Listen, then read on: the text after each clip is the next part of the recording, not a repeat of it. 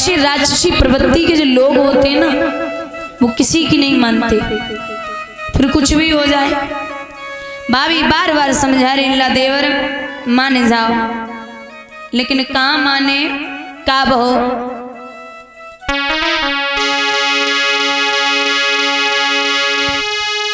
जग शीस मोहर जब धरो रे के हुई गई छीक अंगारी।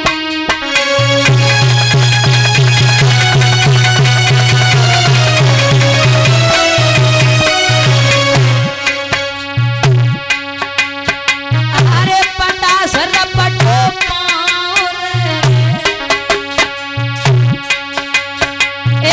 पटास रपटो पाँव रे के पटक लग गई भारी।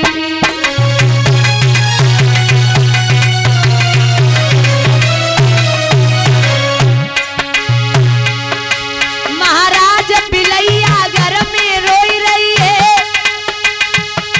और दशा देख के बिल्ली की भाभी भगियाई रही है। ओरी मेरे लला को ब्याओ आवाज निकाय को रोई रही है। ओरी मेरे दिवर को ब्याओ बिलैया काय को रोई रही है।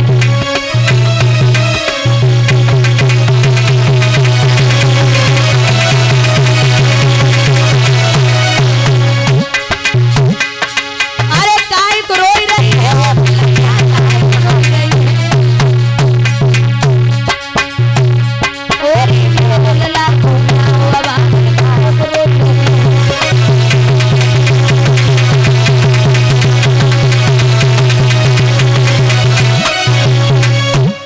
जवाब दिया, क्यों रो रही है घर में? असगुन हो रहे, लेकिन शिशुपाल नहीं मान रहा। माताएं विशेष ध्यान देंगी। कहते हैं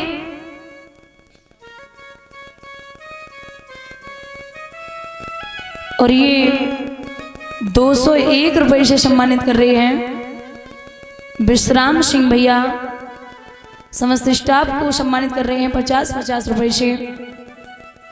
और ये 101 रुपए राकेश भैया जी, भगवान सुख और संपत्ति प्रदान करें। इन भाइयों ने सभा में सम्मानित किया है, इनका सम्मान कहीं भी किसी भी जगह कम न हो। धन के भंडार गोविंद भरते रहें, जो भी इच्छाएं हो वो पूर्ण हो, ये अभिलाषा और आकांक्षा है। अच्छा, असगुन कई प्रकार के होते हैं बुजुर्गों। अगर आप घर से निकले और रास्ते में दो श्वान, दो कुत्ते अगर लड़ जाएं, आप जरूरी काम से जा रहे हैं, आपके सामने बीच रास्ते में दो श्वान लड़ जाएं, तो समझ लेना असगुन हो गया। सर्प रास्ता काट जाए तब भी असगुन माना जाता है। बिल्ली रास्ता काट जाए तब भी असगुन माना जाता है। लेकिन सबसे बड़ा अगर कोई असगुन है तो वो ये है, अगर पति 2-4 महीने के लिए विदेश जा रहा है और पत्नी रोना शुरू कर दे, तो इससे बड़ा असगुन और कोई नहीं होता। ये होते असगुन। और सगुन वो होते हैं, आप किसी कार्य से बाहर निकले और आपके सामने कोई गाय अपने बछड़े को दूध पिलाती हुई रास्ते में मिल जाए, तो समझ लो काम पूर्ण हो गया। कोई फूलों की फलों की टोकरी भर के निकल रहा है आपके सामने से सुबह सुबह, तो समझ लो काम पूर्ण हो गया। किसी मंदिर से घंटे घड़ियालों की आवाज आ रही है, धूप बत्ती अगरबत्ती की सुगंध आ रही है, तो समझ लो काम पूर्ण हो गया। ये असगुन और सगुन होते। और विद्वान कहते हैं कि माताएं घर में कुछ काम ऐसे करती हैं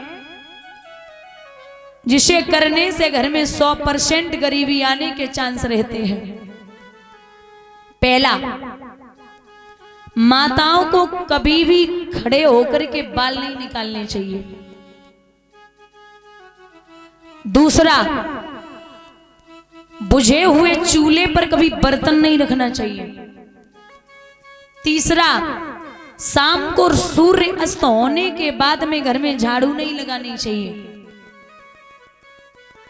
चौथा, झूठे बर्तन घर में शाम को नहीं छोड़ने चाहिए। चाहे आपके यहाँ 11 बजे मेहमान आए, वो खाना खाए तो बर्तन धोने के बाद ही आप सोएं। पांचवा, माताओं की एक आदत होती है, शाम को खाना बनाती हैं तो आटा जैसे लगा लें, आटा बच जाए तो फ्रिज में रख देती हैं, बोलती सुबह इसकी रोटियां बना के खा लेंगे। हम नहीं, संत और विद्वान कहते हैं कि शाम का रखा हुआ आटा जो लगा हुआ होता है वो सुबह एक पिंड का रूप धारण कर लेता है। उसकी रोटियां बना के नहीं खानी चाहिए। अगर ज्यादा आटा लग जाए तो पड़ोस में दे दो, किसी गाय को या किसी और जानवर को डाल दो, लेकिन उसकी रोटियां बना के सुबह नहीं खानी चाहिए। अब ये फ्रिज जब से चला है ना, तब से लोग किसी की सुनते ही नहीं है। अच्छा, पहले घड़ों में पानी रखा जाता था। बुजुर्ग बैठे हैं, जब पहले जैसे गेहूं की कटाई होती थी तो घड़े में पानी लेके जाते थे, तो पीते भी थे अगर गर्मी में, तो तबीयत खराब नहीं होती थी। लेकिन अब फ्रिज का पानी पीते हैं। बाहर से आके, अगर गर्मी से बाहर से आओ और अंदर फ्रिज का पानी अगर पी लो तो सर्दी हो जाती है। आज भी अगर आप कुकर में दाल बनाएंगे, कुकर में, तो सुबह वाली दाल शाम को बेस्वाद लगेगी। लेकिन अगर मिट्टी की हांडी में आज भी दाल बनाएंगे तो वो दाल 3 दिन तक आप खा सकते हैं। कुकर तो सीधी कहता है तू मेरी सीटी बजा, मैं तेरी सीटी बजाऊंगा। बोलिए गोविंद भगवान की।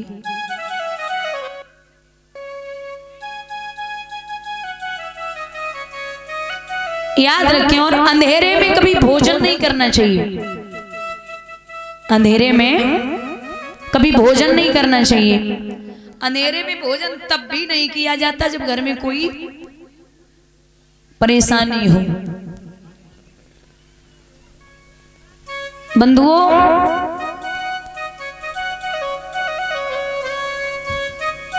बराबर असगुन हो रहे,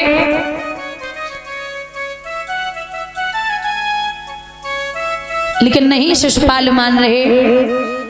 हुआ ऐसा, घटा में और वरना सैर करे रे बागन में। घटा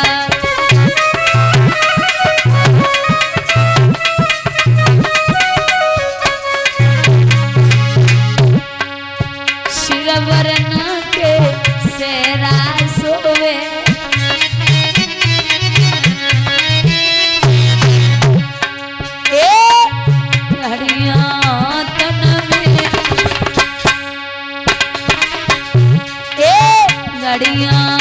तन में मरना सैर कर रे बागन में। घटा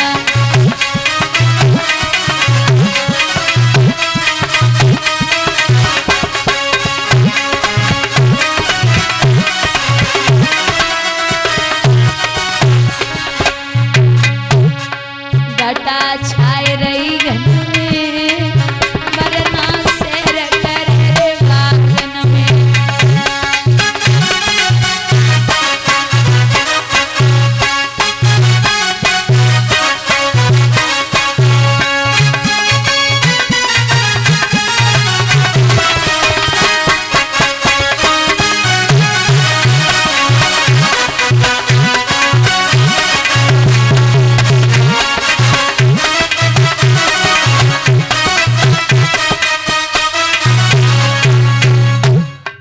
महाराज,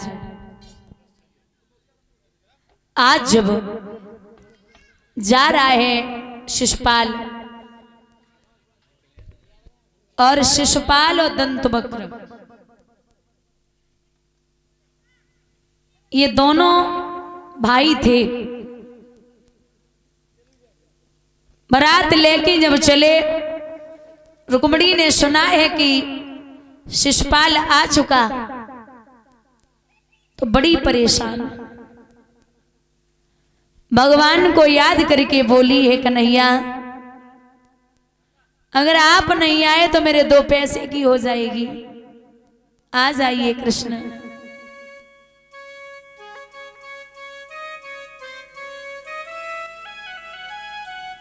रो रही है बैठी बैठी।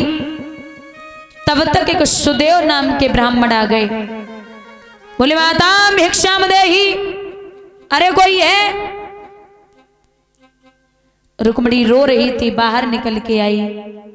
हे ब्राह्मण देव, जवाब दो लाडो, काय को रोई रही? तो रुक्मिणी कहने लगी महाराज, मेरा भाई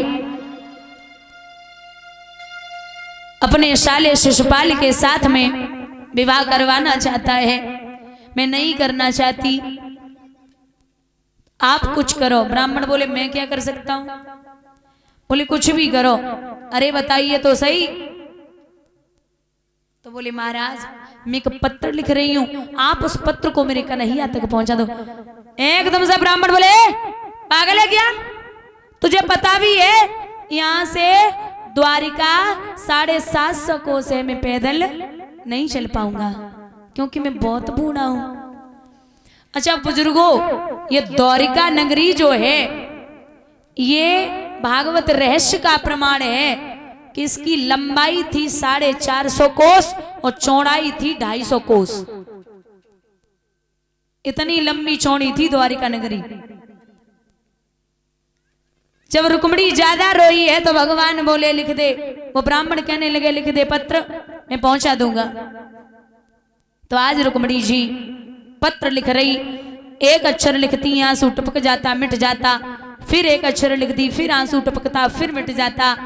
तो आज रुक्मिणी आंसू पहुंच गए, वह पत्र को लिख रही और कह रही कन्हैया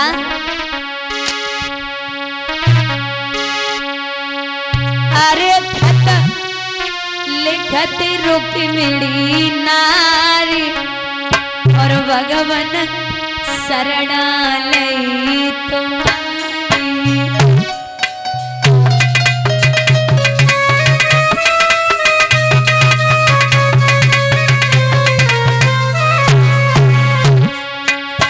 अरे खत लिखत रुक्मिणी नारी भगवन शरणालय तुम्हारी।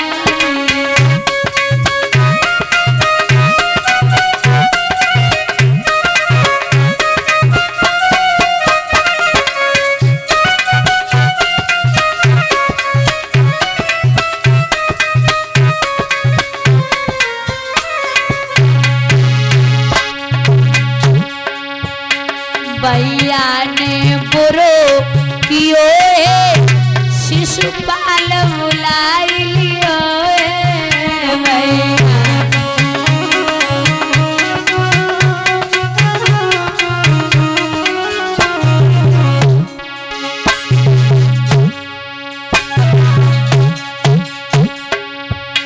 भैया ने बुरो कियो है, शिशुपाल बुलाई लियो है। तुम बिन कोए कृष्ण मुरारी, अरे सुध ले ले बंसी हारे।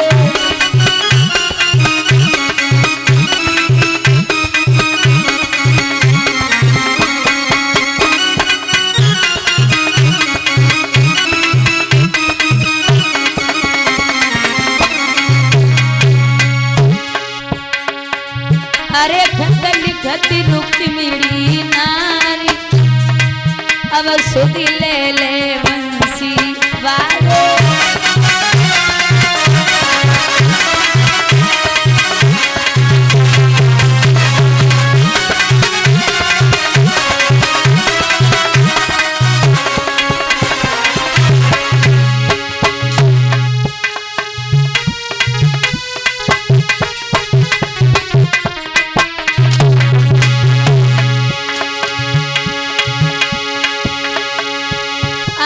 प्रीति न करी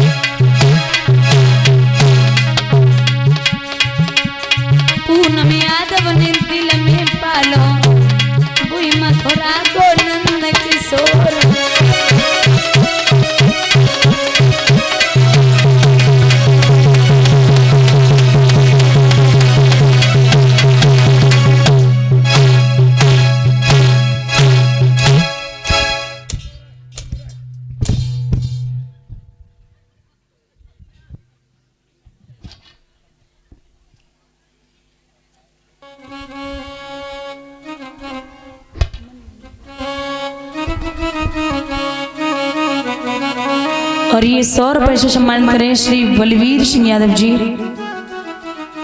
100 रुपए श्री उदयवीर यादव जालौन से।